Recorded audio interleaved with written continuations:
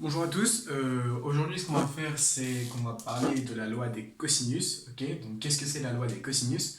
La loi des cosinus nous dit que dans un triangle quelconque, ok? Donc c'est le même triangle que j'ai pris dans la vidéo précédente, ok? Il nous dit que la longueur de un côté au carré, c'est la somme des deux autres côtés au carré, diminuée du double produit fois le cosinus de l'angle opposé. Okay, donc c'est vrai que dit comme ça, c'est un peu compliqué, mais on va faire la démo et vous allez voir qu'après, vous allez être à l'aise avec cette formule. D'accord? Et donc, je reprends mon triangle quelconque de base avec mes côtés A, B, C et mes angles A, B et ici C, mais vous allez voir que dans la démonstration, on n'en a pas besoin. Ok? Je vais poser une hauteur h, d'accord? Toujours rectangle, afin de pouvoir faire sortir mes sinus et mes cosinus. Parce que je rappelle que les sinus et les cosinus, ça nous aide et on les fait que dans des triangles rectangles, ok? Donc les quotients, voilà. Et donc, je pose que cette distance-ci, donc entre le sommet et le pied de la hauteur, c'est x, ok? Sachant que ça, c'est mon côté C. Si j'ai x ici, bah, ce côté ici, ça va être C moins x. C'est logique, d'accord? C'est la longueur C à laquelle j'ai enlevé la longueur x. Ok, donc j'ai la longueur C moins x. Ok. Et donc, par Pythagore, qu'est-ce qu'on a? Par Pythagore, dans ce triangle-ci, on a que a carré, c'est égal à h carré plus c moins x au carré. Du coup, c'est ce que j'ai écrit. A carré, c'est h carré plus c moins x au carré. D'accord?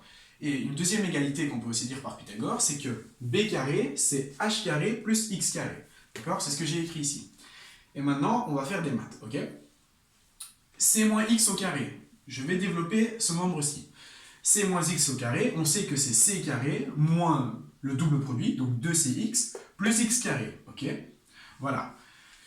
On sait aussi, ça va venir plus tard, mais je le dis déjà, que le cosinus de A, c'est A sur H, du coup c'est x divisé par B. Donc cos de A est égal à x divisé par B. Donc on en déduit que x c'est égal au cos de A, et vu que j'ai divisé ici, je fais fois de l'autre côté, et donc j'obtiens que x c'est égal au cos de A fois B. Voilà. Je continue. J'ai alors A carré qui est égal à H carré, plus, et donc cette quantité qui est égale à ceci, donc je le réécris, C carré moins 2CX plus X carré. Voilà. Cette partie-ci, B carré est égal à H carré plus X carré. Je vais passer mon H d'un côté, d'accord? Donc ici, je l'ai mis à gauche, mais on va le laisser à droite. Et donc mon plus X carré devient moins X carré. Du coup, on obtient que H carré, c'est B carré moins X carré. Okay, et je l'ai souligné en rouge. Pourquoi? Parce qu'en fait, cette valeur-ci, je vais la remplacer là-dedans et vous allez voir que les choses vont se simplifier. D'accord? J'obtiens quoi? J'obtiens que A carré, ben, c'était H carré plus tout ceci. Et ben H carré, on sait que c'est B carré moins X carré. Du coup, je le réécris. B carré moins X carré. Plus, et donc je réécris le reste, C carré moins 2CX plus X carré. D'accord? Les X carrés vont se simplifier. Je vais avoir A carré qui est égal à B carré plus C carré moins 2CX. Je sais que X, c'est le cos de A fois B, d'accord? Et donc j'obtiens quoi? J'obtiens que A carré, c'est égal à B carré plus C carré moins 2BC fois le cos de A. Voilà.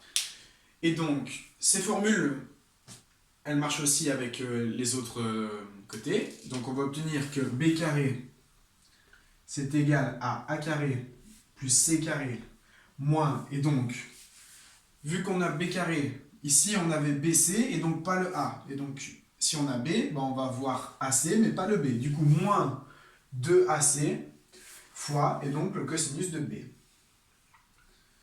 Voilà. Et vous pouvez faire de même pour C et trouver que C carré, c'est A carré plus B carré moins 2AB cos de C. Voilà. Et donc, ces formules nous aident beaucoup à faire des calculs encore, donc à étudier les triangles, auxquels sont un peu compliqués. La démonstration est un peu plus complexe, c'est vrai, je vous l'accorde, mais il faut le connaître. D'accord? Et en soi, quand on regarde, il n'y a que 2-3 étapes, du coup ça doit aller. Si vous n'avez pas très bien compris et que j'étais un peu trop vite, je vous invite à me réécouter, ça pourra peut-être vous aider. Et voilà, ici, ce qu'il faut vraiment bien comprendre, c'est que de deux égalités, je dis que h carré c'est b carré moins x carré, je le passe dans la première égalité, mais x carré se simplifie, j'ai a carré qui est égal à b carré plus c carré, et donc moins 2cx, Sauf que x, on a démontré que c'était cos de a fois b.